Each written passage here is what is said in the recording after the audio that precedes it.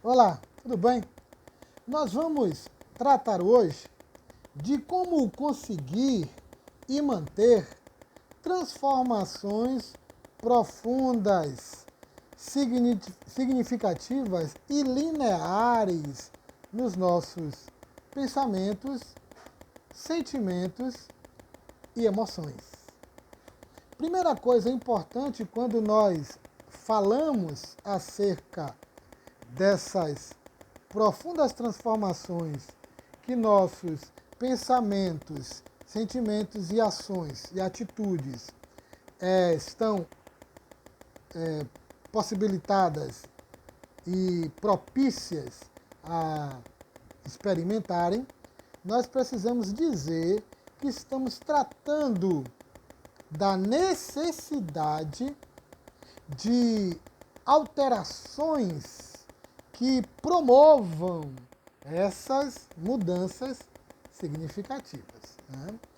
E quando a gente pensa nisso, é importante dizer o que realmente nós estamos querendo. Primeiro, precisamos entender que pensamentos, sentimentos, atitudes são manifestações provenientes de um circuito maior, de uma realidade, de um universo mais profundo, mais latente, que se torna a realidade fundante e efetivamente crucial, constitutiva para essas transformações, para essas alterações reais e radicais, ou seja, radix na essência. Essas realidades inatas, latentes, elas são, como disse, essencialmente profundas, ou seja, elas vivem em si numa realidade submersa à nossa realidade como sujeitos.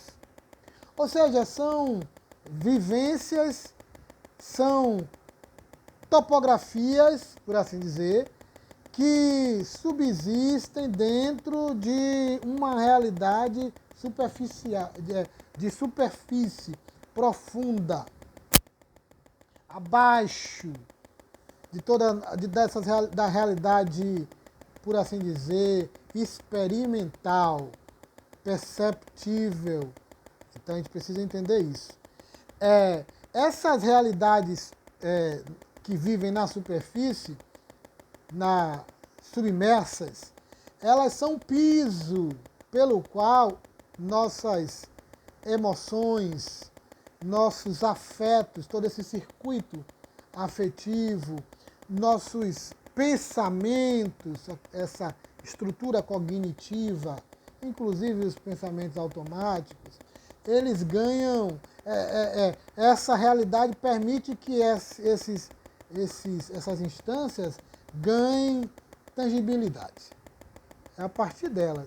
Ela é o piso que sustenta e dá tangibilidade a essas instâncias.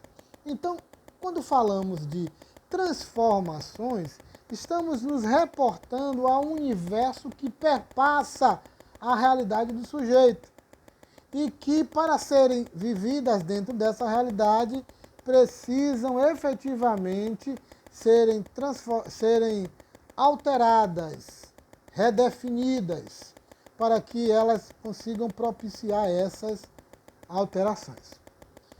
Então, pensando nisso, precisamos compreender que estamos falando de dois movimentos importantíssimos e primordiais.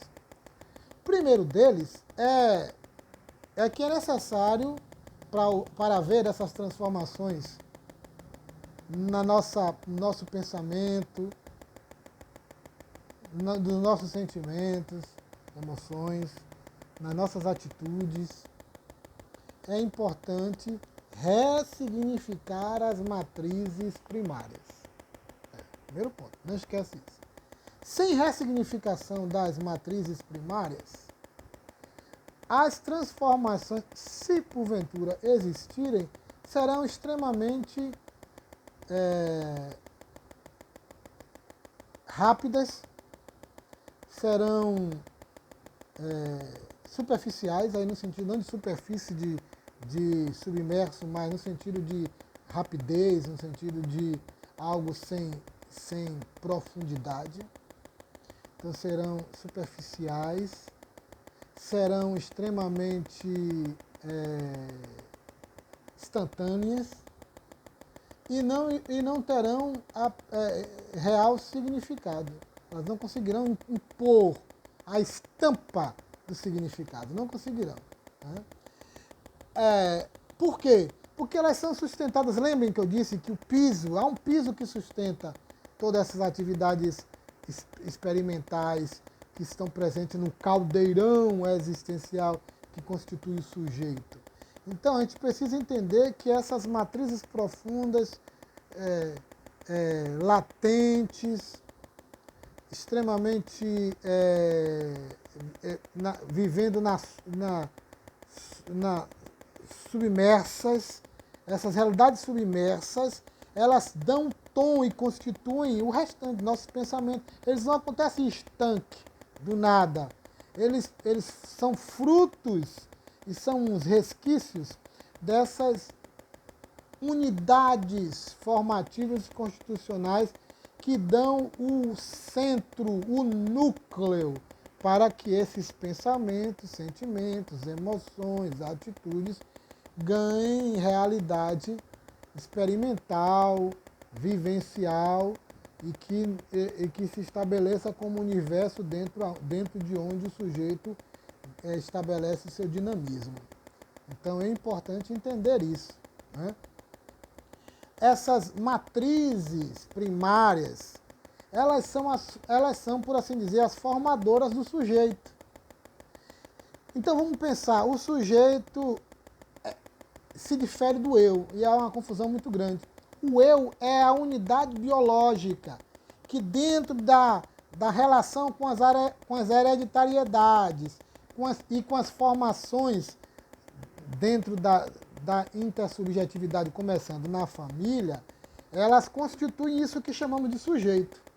Então, na verdade, o que, vamos dizer, Freud dizia ser o eu, não é a mesma coisa que falamos do sujeito. O sujeito é o eu e todas essas outras situações que vão construir esse grande caldeirão que somos nós. Né? Então, primeiro é isso. Segundo, esse nós, esse caldeirão, ele é fruto dos processos de identificação que são impostos a nós no nascimento e que, de fato, lidam com duas reações que identificam todos aqueles sujeitos, e que estão relacionadas ao nascimento, quando nascemos no mundo, que é o desamparo, a falta e a alienação. É assim que surgimos. Né? E como é então que nós nos tornamos quem somos? Ou seja, sujeitos. Primeiro trazendo, claro, essa entidade biológica que chamamos eu. E depois, evidentemente, esses processos de identificação, ou seja, da relação com o outro, que é no desejo do outro, e a partir dessa estrutura que o outro fornece e que lida com a nossa alienação e desamparo, que nós, de fato, nos tornamos quem somos. Né? Então, ou seja, o estágio do espelho, né? O estágio do espelho. Onde, a partir da relação de falta com o outro, nós vamos construindo identificações. Claro que lá na frente, essas identificações vão ser superadas, então, mas não vamos falar disso agora. Então, estamos falando nesse momento importantíssimo, essas identificações nos caracterizam. E elas ficam, e os resíduos disso tudo estão presentes nessas estruturas primárias, que vão dar o tom para a nossa sinfonia existencial, para o nosso viver no mundo. O viver com, que se constitui naquilo que somos em si, no viver em si, vão constituir o viver no mundo, nessa experiência coletiva e interconectiva. Então, dentro disso, nós estabelecemos então essa estrutura.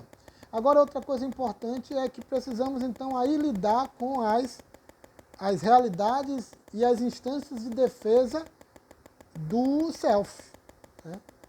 Primeiro lidamos com essas estruturas essenciais que precisam ser reformuladas, porque muitos resquícios vão estar presentes e que vão estabelecer a dinâmica do que pensamos, do que sentimos e do que e como agimos, né? As nossas atitudes. Elas são as realidades de fundo. Agora, no nosso próximo vídeo, nós vamos falar das realidades defensivas desse sujeito, né? Porque não tem como falarmos agora, senão vai ficar muito longo. Ok? Próximo encontro, próximo vídeo, nós ampliamos essa realidade que constitui como nós pensamos, tá bom?